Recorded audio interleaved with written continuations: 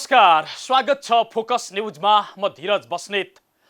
दर्शकबिन, नेपालमा कोरोना सोरोना केही छैन भन्दै सडकमा छछन्नाउनेहरूलाई झस्काउने गरी मंगलबार एकैपटक 74 जनामा संक्रमण पुष्टि भएको छ, जसमध्ये 2 जना पत्रकार र 1 जना स्वास्थ्य कर्मी पनि रहेका छन्।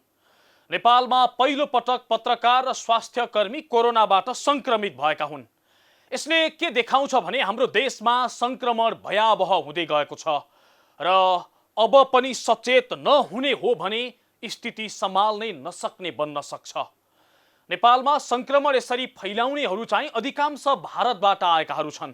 अझै लकडाउनका बेला प्रहरीको आँखा छलेर रातको समयमा नेपाल प्रवेश गर्नेहरूले जोखिम उच्च बनाएका छन् र संक्रमित यसरी वात्तै बढेपछि सरकार पनि झस्किएको छ। वैशाख 26 गतेबाट लकडाउन खुकुलो बनाउँदै उद्योग धन्दा चल्न दिने र सरकारी कार्यालय खोल्ने निर्णय गरेको सरकारले फेरि देश ठप्प बनाउने तयारी गरेको छ। आजको फोकस न्यूज कोरोना संक्रमित वात्तै बढेपछि सरकारले पुनः लकडाउन कडा पारेको र लकडाउनकै बेला भारतबाट आएका व्यक्तिहरूका कारण कोरोना भयावह हुने जोखिम बढेको विषयमा केन्द्रित हुनेछ।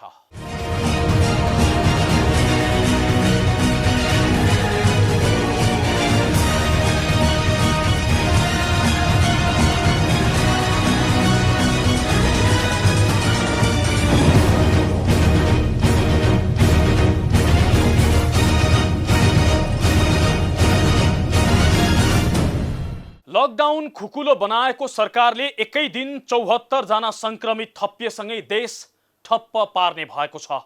सडकमा अत्यावश्यक सेवामा संलग्न भएका कोही पनि व्यक्तिलाई हिँड्नै नदिने भएको छ। एक जिल्लाबाट अर्को जिल्लामा जान दिएका सबै पास रद्द गरिएको छ। उद्योग धन्दा, बैंक र सरकारी कार्यालय पुनः बन्द गर्ने सरकारको तयारी छ। लकडाउनका कारण नागरिक उकुस मुकुस भएको र अर्थतन्त्र शिथिल भएको भन्दै सरकारले वैशाख 26 गतेबाट लकडाउन खुकुलो बनायो। 42 प्रकारका उद्योगसँगै सरकारी कार्यालयहरू खोल्ने निर्णय गर्यो। उद्योगमा काम गर्ने मजदुर र सरकारी कार्यालयमा सेवा लिन जाने सर्वसाधारणको भिडले सडक जाम हुन सुरु गरेको छ। हेर्नुहोस् काठमाडौँको यो दृश्य।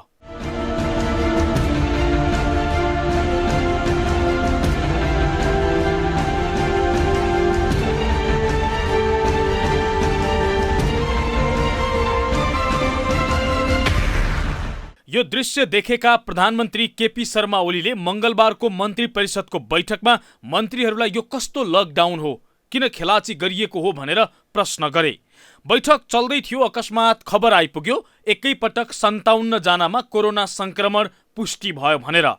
यो खबरपछि झस्किएका प्रधानमन्त्रीले आक्रोशित हुँदै मन्त्रीहरूलाई निर्देशन दिए, लकडाउन खुकुलो बनाउने नाममा नागरिकको जीवनमाथि खेलबाड नगर्नुस्।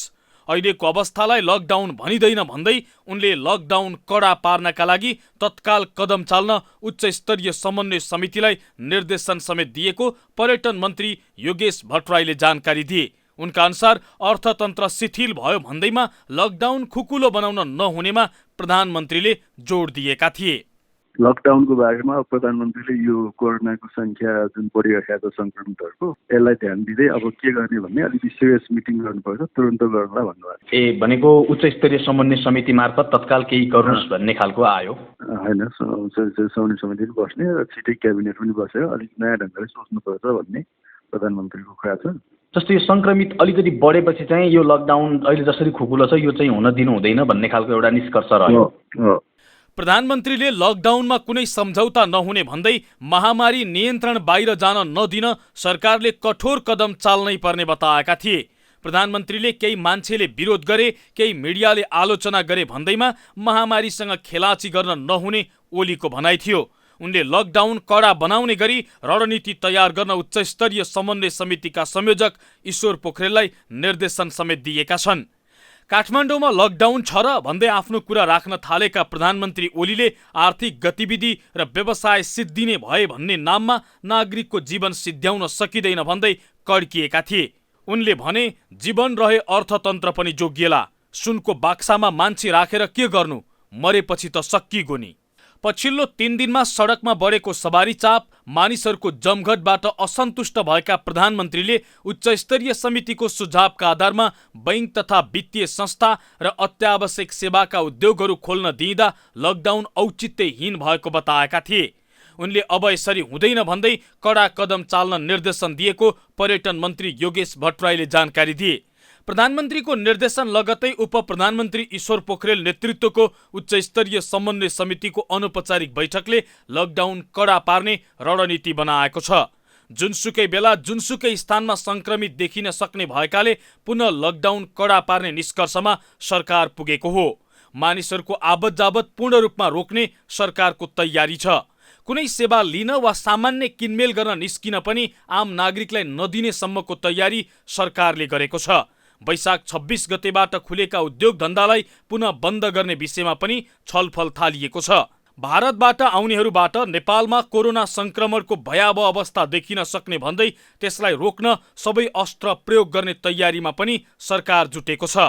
लुकीछिपी नेपाल आउनेहरूकै कारण मुलुक जोखिममा परेको भन्दै सीमालाई अझै कडा पार्ने र आवश्यक परे अरू सुरक्षाकर्मी पनि खटाउने सरकारको तयारी छ।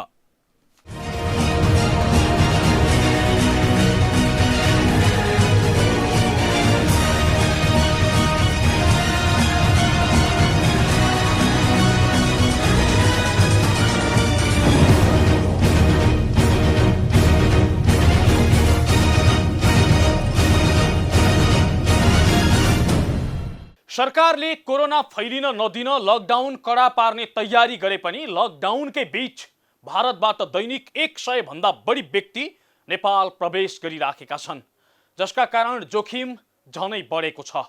बाँकी प्रसङ्ग जोड्नेछौँ तर एकैछिनको विश्रामपछि। दर्शकबिन, तपाईं फोकस न्यूज हेर्दै हुनुहुन्छ। आज हामी कार्यक्रममा सरकारले लकडाउन कडा बनाउन लागेको र भारतबाट आएका व्यक्तिहरूका कारण संक्रमण फैलिएको विषयमा चर्चा गरिराखेका छौँ। पछिल्लो 10 दिनमा 3 गुणा भन्दा बढीले संक्रमण फैलिएको छ हाम्रो देशमा र यसरी संक्रमण फैलाउनेहरू अधिकांश भारतबाट आएकाहरू हुन्। अझै लकडाउनका बेला प्रहरीको आँखा छलेर आउनेहरूले झनै जोखिम बढाएका छन्। पर्सा, कपिलवस्तु र बाँकेमा यो जोखिम उच्च भएको छ। पछिल्लो 10 दिनमा कुन दिन कति संक्रमित थपिए र अवस्था कस्तो बन्दै गएको छ त्यो देखाउँदैछौँ यो रिपोर्टमा। पछिल्लो 10 दिनमा नेपालमा कोरोना संक्रमितको संख्या 3 गुणा भन्दा बढीले बढेको छ। 10 दिन पहिले अर्थात् वैशाख 20 गतेसम्ममा जम्मा 59 जना संक्रमित रहेकोमा वैशाख 30 गते मंगलबार साँझसम्म आइपुग्दा संक्रमितको संख्या 191 पुगेको छ। लकडाउन खुकुलो हुँदै गएसँगै संक्रमितको संख्या हवात्तै बढेको छ। मंगलबार मात्रै 57 जनामा कोरोना पुष्टि भएको छ भने सोमबार 24 जना थपिएका थिए। पछिल्लो 10 दिनमा संक्रमण पुष्टि भएका अधिकांश व्यक्ति भारतीय सीमा नाकाबाट रातको समयमा लुकीछिपी नेपाल प्रवेश गरेकाहरू हुन्। सोमबार संक्रमण पुष्टि भएका 24 मध्ये कपिलवस्तुका 16 र रूपन्देहीका 6 जना गरी 22 जना भारतबाट लुकीछिपी नेपाल आएको खुलेको छ। यसअघि नेपालगञ्ज र वीरगञ्जमा भेटिएका संक्रमित पनि भारतबाट नेपाल प्रवेश गरेको पाइएको छ। उदयपुरमा भेटिएका अधिकांश संक्रमित भारतबाट आएका मस्जिदका जमाती धर्मगुरुहरू रहेका छन्। केही भारतको दिल्लीमा भएको मुस्लिमहरूको धार्मिक सभामा सहभागी भएर आएकाहरू छन्। समग्रमा नेपालका कोरोना संक्रमित भारतबाट आएका व्यक्तिहरूबाट फैलिएको छ। अझै पछिल्लो समय लकडाउनका बेला नेपाल प्रवेश गरेकाहरूबाट जोखिम उच्च भएको छ। सरकारले सीमा बन्द गरे पनि लुकीछिपी नेपाल भित्रिनेहरू बढ्दै गएपछि 10 दिनको अवधिमा 3 गुणाले कोरोना संक्रमित थपिएका छन्। 10 दिनमा कुन जिल्लामा कहिले कति संक्रमित भेटिए? वैशाख 21 गते वीरगञ्जमा 1 र नेपालगञ्जमा 15 जनामा कोरोना पुष्टि। वैशाख 23 गते नेपालगञ्जमा 7 जना थपिए। वैशाख 24 गते पर्साको वीरगञ्जमा 17 जना थपिए, जहाँ 2 महिने शिशु पनि संक्रमित भएका छन् भने उनीहरू एकै परिवारका हुन्। वैशाख 25 गते भारतबाट लुकेर आएका कपिलवस्तुका 2 जनामा संक्रमण पुष्टि। वैशाख 26 गते नेपालगञ्जमा थप 1 जनामा कोरोना भेटियो। वैशाख 27 गते उदयपुरमा 3 जना, कपिलवस्तुमा 3 जना र पर्सामा 1 जना गरी 7 जना संक्रमित थपिए। वैशाख 29 गते कपिलवस्तुमा 16, रूपन्देहीमा 6, बर्दियामा 1 र सप्तरीमा 1 जना गरेर 24 जनामा कोरोना पुष्टि। वैशाख 30 गते कपिलवस्तुमा 8, रूपन्देहीमा 9, पर्सामा 39 र बारामा 1 जना गरी 57 जना संक्रमित भेटिएका छन्। अहिलेसम्म 18 जिल्लामा कोरोनाको संक्रमण फैलिएको छ। त्यसमध्ये सबैभन्दा धेरै संक्रमित पर्सामा रहेका छन्। पर्सामा रहेका 64 संक्रमित मध्ये धेरैजसो भारतबाट आएकाहरू छन्। लकडाउनका बेलामा नेपाल आएकाहरूमा पनि संक्रमण देखिएको छ। दोस्रो धेरै संक्रमित रहेको जिल्ला उदयपुर हो, जहाँ धेरै संक्रमित भारतबाट आएका मुस्लिम धर्मगुरुहरू थिए। पछिल्लो पटक वैशाख 27 गते थप 3 जनामा संक्रमण देखिएको थियो। त्यहाँको अवस्था र स्थिति के छ त्यो विषयमा हामीले त्यहाँका प्रमुख जिल्ला अधिकारी दीपक कुमार पहाडीलाई सोधेका छौँ। 2 जना भारतबाट 1 जना दुबईबाट आएका छन्। त्यसमध्ये हाम्रो जुन अनुमान अब जुन अलिकति बढी भारतबाटै आएका व्यक्तिहरूबाट हो भन्ने हामीले कुनै त्यहाँ स्टडीबाट देखिएको छ होइन। अहिले त्यहाँको स्थिति चाहिँ के छ सर? अहिले स्थिति अहिले नियन्त्रणमा छ। जहाँसम्म लाग्छ यो फैलावट बाहिर समाजमा गएको छैन र त्यही भित्रको बस्ने पनि अरू घरमा त्यति फैलिएको छैन भन्ने हाम्रो। तेस्रो धेरै संक्रमित रहेको जिल्ला कपिलवस्तुमा 29 जनामा कोरोना संक्रमण पुष्टि भएको छ। संक्रमित सबै लकडाउनका बेला भारतबाट लुकीछिपी नेपाल आएकाहरूको भएको त्यहाँका प्रमुख जिल्ला अधिकारी दीर्घगन नारायण पौडेलले जानकारी दिए। उनका अनुसार लुकीछिपी नेपाल प्रवेश गरेकाहरूबाट संक्रमणको जोखिम बढेको छ। अब अहिलेसम्म हाम्रो जिल्लामा 29 जनाको चाहिँ यो कोरोना भाइरसको चाहिँ पोजिटिभ देखिएको छ। तीमध्ये 28 जना चाहिँ इन्डिया बसेर आएका, इन्डियाको पनि महाराष्ट्र र चाहिँ बम्बई बसेको चाहिँ जानकारी प्राप्त भएको छ हामीलाई होइन। हजुर। 1 जना यहीँ बसिरहेको मान्छे भन्ने जानकारी आएको छ र उहाँहरू पोजिटिभ देखिएकोलाई हामीले उपचारको लागि बुटवलको चाहिँ प्रादेशिक अस्पताल अथवा कोरोना अस्पतालमा पुर्याएका छौँ र उहाँहरूको सम्पर्कमा आएका व्यक्तिहरू को हुनुहुन्छ भनेर त्यसको आइडेन्टिफाई हुने काम चाहिँ अगाडि बढिरहेको छ। जस्तो सर ती 28 जना जो भारतबाट आएका हुन् ती सबै यो लकडाउनका अवधिमा लुकीछिपी आएका हुन्? कोही चाहिँ पहिले आएका हुन्, कोही चाहिँ लुकीछिपी आएका पनि छन्। यस्तै बाँकेमा 24 जना संक्रमित भेटिएका छन्। अधिकांश संक्रमित भारतबाट आएकाहरू हुन्। यहाँ पनि केही संक्रमित लकडाउनका बेला लुकीछिपी नेपाल प्रवेश गर्नेहरू रहेको प्रमुख जिल्ला अधिकारी कुमार बहादुर खड्काले जानकारी दिए। उनका अनुसार भारतसँग सीमा जोडिएका जिल्ला भएकाले संक्रमणको जोखिम बढ्दै गएको छ। सुरुको व्यक्ति लकडाउनको अवधिमा लुकीछिपी भारत आएको व्यक्ति हो भनेर त विवाद भएन होइन। त्यसपछि त्यस क्रममा ट्रेसिङ गर्दाखेरि मात्रै उसको घर परिवार आफन्त नातागोता अब ट्रेसिङ क्रममा परेहरू त केही भित्रका पनि छन्, इन्डिया नगएका व्यक्ति पनि छन्। भनेको भारतबाट लुकीछिपी आएका व्यक्तिहरूले गर्दाखेरि त्यहाँ संक्रमण फैलियो भन्ने स्थिति रह्यो। सुरुमा जो फेला पर्यो त्यो व्यक्ति चाहिँ भारतबाट आएको भने त मिडियामै सबै मिडिया आइसकेपछि हो नि। त्यसपछि के भनेको ऊ जहाँ गएको त्यो व्यक्ति जहाँ गएको थियो, जहाँ सम्पर्क थियो, जहाँ अब ती ट्रेकिङ गर्दाखेरि सम्पर्कमा भएका व्यक्तिहरू पनि संक्रमित भएको अवस्था भयो। नेपालमा भारतबाट आएका व्यक्तिहरूका कारण संक्रमण फैलिँदै गएको छ। अझै लकडाउनका बेला लुकीछिपी नेपाल प्रवेश गर्नेहरूको जमात बढेसँगै संक्रमितको संख्या हत्तै बढेको छ। सरकारले सीमानाका सिल गरेको र कोही पनि छिर्न नदिएको भने पनि दिनमा कम्तीमा 100 भन्दा बढी व्यक्ति नेपाल प्रवेश गरिराखेका छन्, जसले नेपालमा कोरोना संक्रमणको जोखिम उच्च बनाएको छ।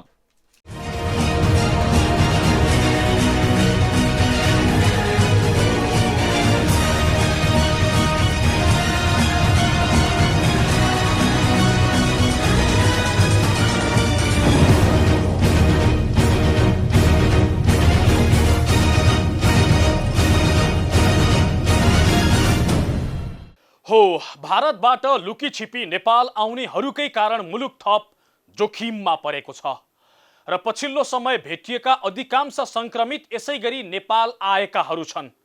यो स्थिति रोक्न किन सकेको छैन सरकारले? के गरिराखेको छ प्रहरी प्रशासन र गृह मन्त्रालय? यो प्रश्न हामीले गृह मन्त्रालयका प्रवक्ता केदारनाथ शर्मालाई सोधेका छौँ। चैत लकडाउन सुरु हुनुभन्दा अगाडि आएका भेटिएका थिए र विशेष पछिल्लो अवधिहरू भन्दै कपिलवस्तुको घटनाहरू हेर्दाखेरि र विशेष केही केसहरू चाहिँ वर्षाको केस हेर्दा आएको देखिएको छ।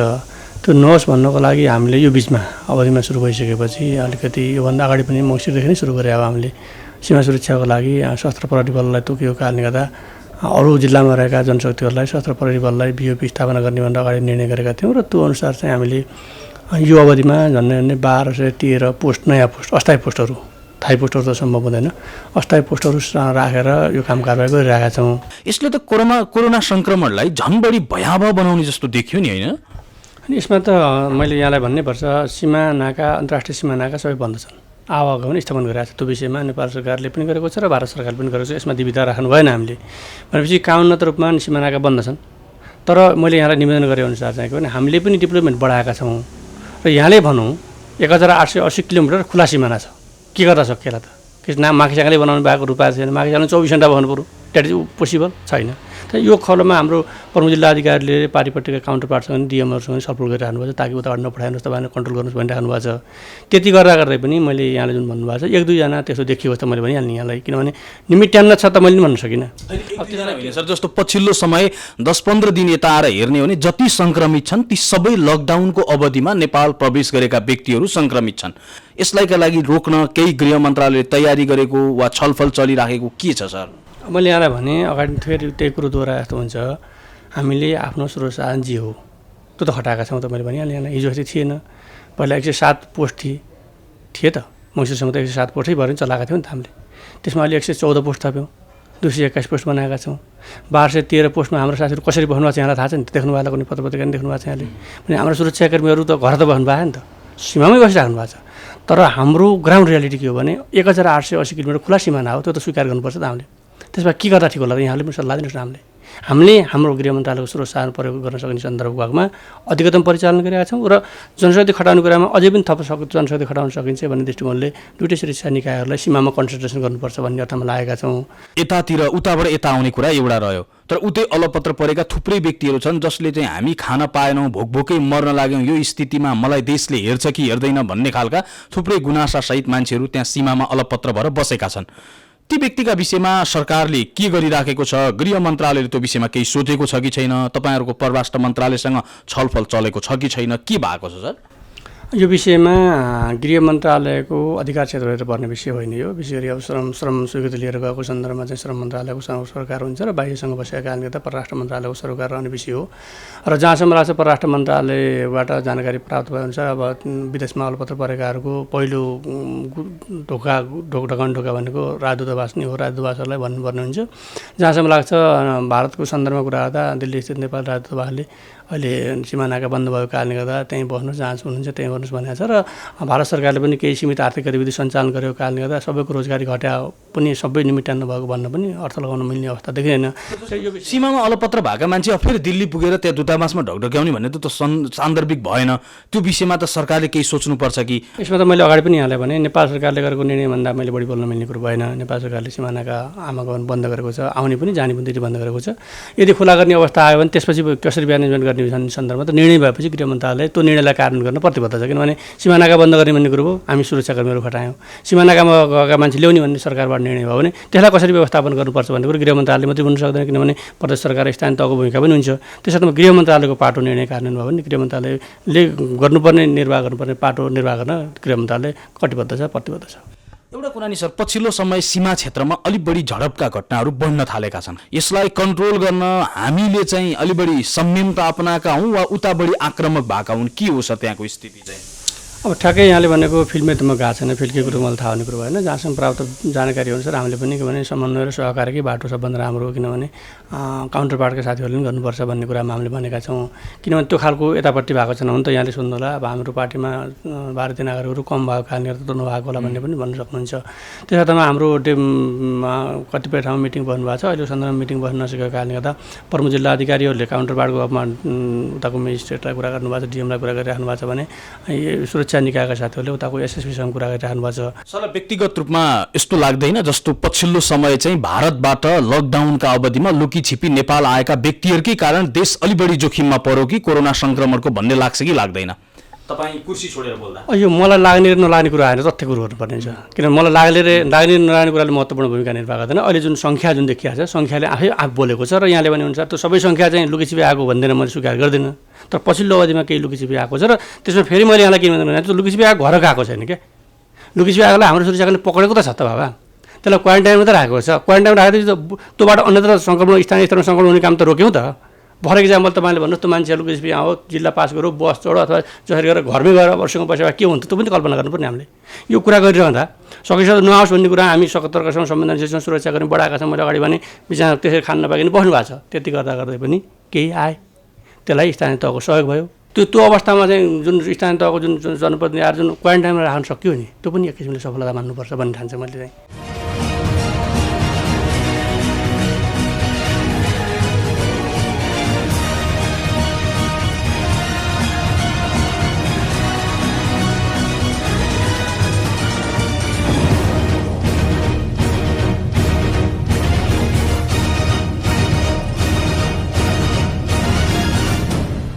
नेपाललाई कोरोनाको महामारीबाट जोगाउनु छ भने लकडाउन कडा बनाउने मात्रै होइन, सीमाबाट हुने सबै खाले आबत जाबत पनि ठप्प बनाउनु पर्छ।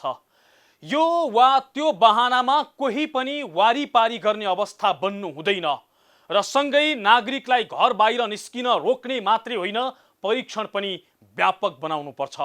अब पनि गम्भीर बनिएन भने समुदाय स्तरमा फैलिसकेको कोरोनाले नेपालमा थेग्नै नसक्ने गरी भयावह रूप लिने जोखिम उच्च बनेको छ। सरकार सचेत बनोस् र नागरिक सजग बनौं। हौस् त आजलाई फोकस न्यूज यति नै। फोकस न्यूज टिमका सहकर्मी डेभिड पाण्डेसँगै हामी सबै बिदा भयौं। नमस्ते।